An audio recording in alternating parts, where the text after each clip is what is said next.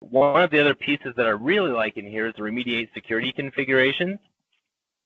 And so I want to spend a little bit of time here, right? So we have different rules that are running, and they have a different severity that are tied to those rules. So whether they're critical, warning, or informational. Now, again, I'd like to remind you, I did not set these up, right? So these are out-of-the-box pieces that run against our environment. But if I take the severity of the rule and I go down to critical, based on the either implemented through OMS or it's an Azure VM, or it's been implemented on ATP platform, you can see that I have a recommendation to disable SMB version 1 on a server that applies to 6 different servers, right? So we can sort here by registry key, security policy, or IIS.